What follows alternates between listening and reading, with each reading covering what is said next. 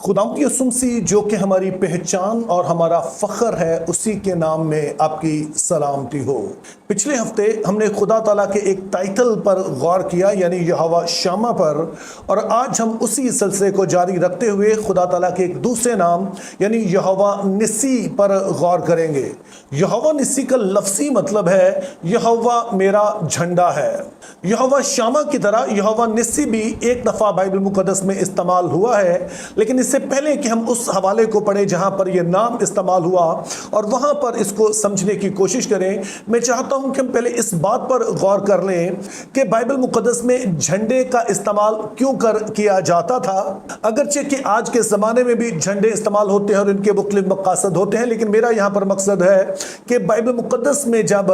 झंडे का लफ्ज़ इस्तेमाल होता तो वो किन मानों में होता था। इसका एक इस्तेमाल हम गिनती की किताब उसके दूसरे बाब में देखते हैं कि जब खुदा ताला बनी इसराइल से कहते हैं कि अब उन्होंने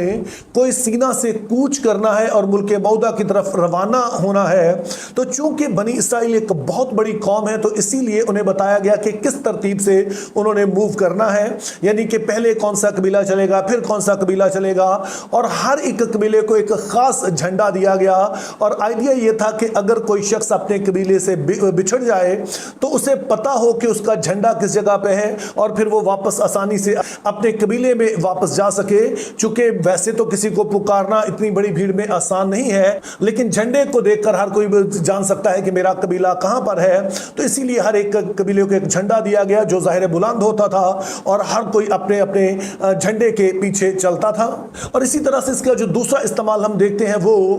यसाया 13 बाब उसकी दूसरी आयत है, जहां पर खुदा ताला कहते हैं कि खुदावंद का झंडा नंगे पहाड़ पर खड़ा किया जाएगा।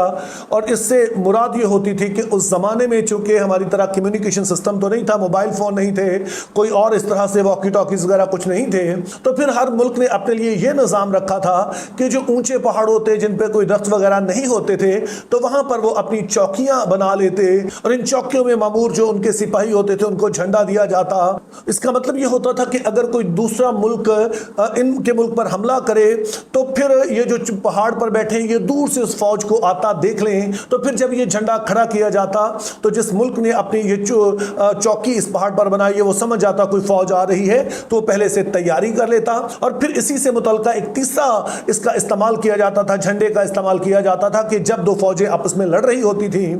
तो दोनों फौजों का अपना अपना झंडा होता था, जो लीडर होता था उसके रथ पर ये झंडा लगा होता, तो फिर सारे जो उसकी फौज होती थी वो उसके गिर्द रहती और जब तक ये झंडा खड़ा रहता है इसका मतलब है कि अभी तक जंग जारी है। और जब फिर कोई कौम फातेह हो जाती तो दूसरा जो मफ्तूह होते उनका झंडा गिरा दिया जाता, तो आखिर में जो झंडा खड़ा रहता था वही समझा जाता था कि ये फातेह है, ये गैर मफ्तूह है। और फिर मफ्तूह कौम जिनका झंडा गिर गया है उसके सिपाही जब देखते कि अब हमारा बादशाह या तो मारा गया है या उसने हार तस्लीम कर ली है, तो फिर वो सिपाही वहां से अपनी जान बचाने के लिए भाग जाते। लेकिन जब तक झंडा खड़ा है तो इसका मतलब होता कि चाहे जो भी जंग की सूरत हाल है, जंग अभी जारी है। तो अब सवाल हमारे लिए यह है कि जब बाइबल मुक़द्दस में यहोवा को यहोवा निस्सी कहा गया तो इससे हम क्या मुराद ले सकते हैं। तो उसके लिए अगर आप पढ़ना चाहते हैं तो खरूज 17 बाब उसकी 14 से 16 आयत आप पढ़ सकते हैं। अब मेरा ईमान है कि आप इस मौके से इस हवाले से बखूबी वाकिफ हैं, क्योंकि ये मौका है कि जब खुदा ताला बनी इसराइल को मिस्र से निकाल कर लाते हैं और वो अबर में होकर और आग के शोले में होकर उनके आगे चलते हैं, तो पूरा इसराइल जो है वो उनके पीछे चल रहा है। तो ज़ाहिर है जो मर्द हजरात हैं, दीगर जो जवान लोग हैं वो तो आगे हैं, लेकिन जो बुजुर्ग हैं, ख़वातीन हैं, बच्चे हैं, जो पीछे जानवरों वगैरह को लेके आ रहे हैं वो पीछे हैं। तो रस्ते में एक कौम है जो अमालीक है, वो खुदा के इन लोगों पर हमला कर देती है, जिसके नतीजे में मूसा यशुआ को भेजता है कि वो जाकर अमालीकियों से जंग करे। और ये वही वाक़या है कि जब मूसा के हाथ उठे रहते हैं तो वो जीत जाते हैं। तो इसके बाद मुक़द्दस मूसा वहाँ पर एक मज़बा बनाते हैं, कुर्बानगाह बनाते हैं और उसका नाम यहोवा निस्सी रखते हैं, क्योंकि खुदा ताला वहाँ पर कहते हैं मूसा से कि तूने इन बातों को किताबें लिख कर रख देना है कि खुदा अमालिकियों से नस्ल दर नस्ल जंग करता रहेगा जब तक कि उनका नामो निशान मिटा ना दे। तो इस सारे सियाक़ो सबाक में खुदा का नाम यहोवा निस्सी इस्तेमाल हुआ है। तो अब इस सियाक़ो सबाक को समझने के बाद हमारे लिए दो सवालात पैदा होते हैं। हैं। पहले नंबर पर कि खुदा ताला क्यों ये कहते हैं कि वो अमालिकियों का नामो निशान मिटा देंगे। तो यहाँ पर बाइबल मुकद्दस का एक इंतहाई अहम सबक है जो मेरे अजीजों आपने याद रखना है अपने शख्सी तौर पर भी और कलीसिया का हिस्सा होने के नाते भी। और वो ये है कि जब हम ये गाते हैं कि रब खुदावंद बादशाह है, तो ये सिर्फ हम कोई जज्बाती लफ्ज नहीं बोल रहे हैं, बल्कि खुदा ताला खुद को हमारा बादशाह समझते हैं और यही कुछ वो चाहते हैं कि हम भी उनसे ये तवक्को रखें। और जैसा कि आप जानते हैं कि उस जमाने में होता ये था कि बादशाह अपने लोगों के आगे आगे चलते थे और बादशाह की एक बड़ी जिम्मेदारी ये होती है कि वो अपने लोगों की हिफाजत करे। और अब जब अमालिकी आकर बनी इसराइल पर हमला करते हैं, उनके कमजोर हिस्से पर हमला करते हैं, तो बाइबल मुकद्दस हमें बताती है कि यह हमला सिर्फ बनी इसराइल पर नहीं था, बल्कि यह खुद खुदा पर हमला था। और यही सबब है कि खुदा इस बात को शख्सी तौर पर लेते हैं, पर्सनली लेते हैं। और वो ये नहीं कहते कि बनी इसराइल अमालिकियों के साथ नस्ल दर नस्ल जंग करते रहेंगे, बल्कि वो कहते हैं कि खुदा अमालिकियों के खिलाफ नस्ल दर नस्ल जंग करता रहेगा, चूंकि बनी इसराइल पर हमले को खुदा ने अपने ऊपर हमले के तौर पर लिया। और ये वाहिद जगह नहीं है, यहाँ पर ऐसा होता हुआ देखते हैं जब खुदा ताला मूसा को भेजते हैं ताकि वो मिस्र से खुदा के लोगों को निकाल लाए, बनी इसराइल को निकाल लाए, तो खुदा उसे पैगाम देते हैं कि तो फिरौन से ये कहना कि खुदावंद फरमाता है कि इसराइल मेरा बेटा बल्कि मेरा पेलौठा है, इसलिए उसे जाने दे। और अगर तू मेरे बेटे को और मेरे पेलौठे को जाने नहीं देगा तो मैं तेरे पेलौठे को मार डालूंगा, जो बाद में खुदा ताला ऐसा करते भी हैं। और फिर नए अहदनामा में हम खुदावंद यीशु मसीह को भी एग्जैक्टली ऐसा ही कहता देखते हैं कि जब साउल नामी एक शख्स कलीसिया को सताता है और खुदावंद यीशु उस पर दमिश्क की राह पर जाहिर होते हैं और उससे कहते हैं ऐ साउल तुम मुझे क्यों सताता है। हालांकि वो कलीसिया को सता रहा है, लेकिन यीशु मसीह इस बात को पर्सनली लेते हैं। और फिर इसी तरह का एक हवाला हमें मुकाशा 16 बाब उसकी 4 से 6 आयत में मिलता है कि जब तीसरा प्याला उंडेला जाता है तो सारा जमीन पर जो पानी है वो खून हो जाता है।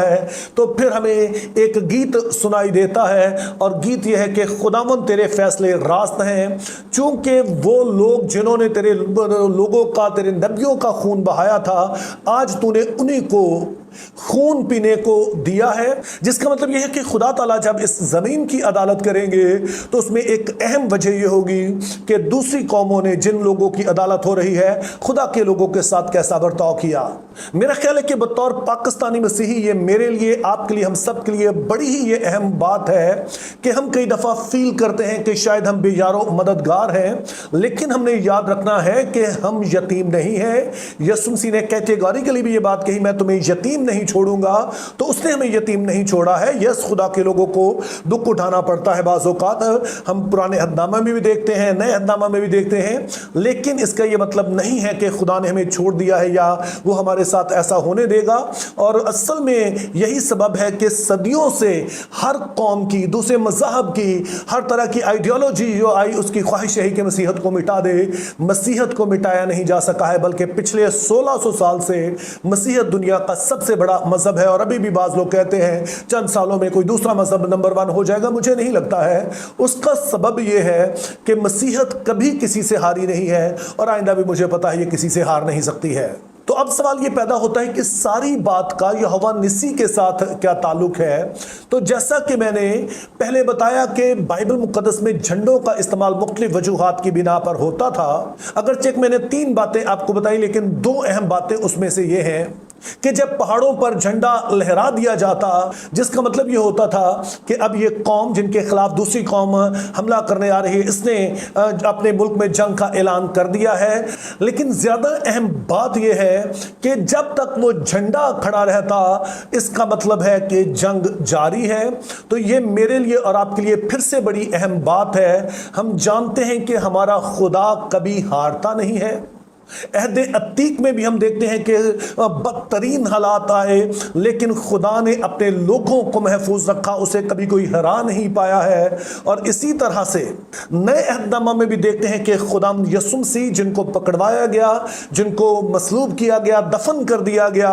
लेकिन इसके बावजूद उनका इख्तिताम नहीं हुआ। वो मुर्दों में से जी उठे और उन्होंने इस बात का ऐलान किया कि ऐ कब्र तेरी फतह कहाँ है, ऐ मौत तेरा डंक कहाँ है। और उन्होंने कहा کہ میں مر گیا تھا اور زندہ ہوں اور عبدالآباد زندہ رہوں گا، تو یہ ایک اور بات ہے جو کہ آپ نے ذہن میں رکھنی ہے کہ خدا کے لوگ ہونے کے ناطے شخصی طور پر بھی ہمارے کئی طرح کی صورتحال آتی ہے جہاں پر ہمیں لگتا ہے کہ سب کچھ ختم ہو گیا ہے، لیکن جب آپ کو ایسا لگے تو ذہن میں رکھیے کہ یہوہ نسی اگر آپ کے ساتھ ہے تو وہ ایسا جھنڈا ہے جو کبھی گرتا نہیں ہے، اور حالات کچھ بھی ہو جائیں تو وہ جھنڈا کھڑا ہی رہتا ہے، اور جب تک یہ جھنڈا کھڑا ہے آپ کو لڑتے رہنا ہے، آپ کو کھڑے رہنا ہے، اور الٹیمیٹلی آپ دیکھیں گے کہ آپ نے فتح پالی ہے۔ اور آپ جو اس ویڈیو کو دیکھ رہے ہیں شاید آپ بھی کسی مشکل صورتحال سے گزر رہے ہوں، کچھ ایسا آپ کو لگ رہا ہو شخصی زندگی میں، آپ کی فیملی لائف میں، بچوں کی وجہ سے، اپنے پروفیشنل لائف میں، کہاں پر بھی،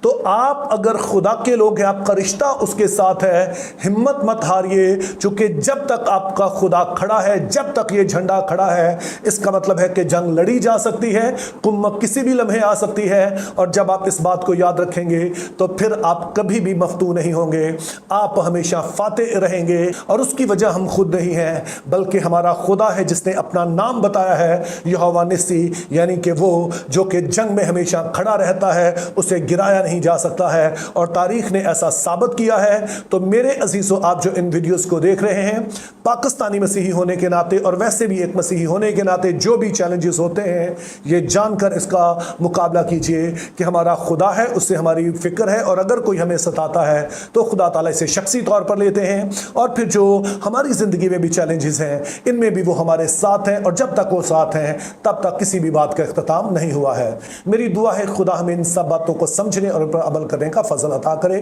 think biblically, live purposefully, have a very good day.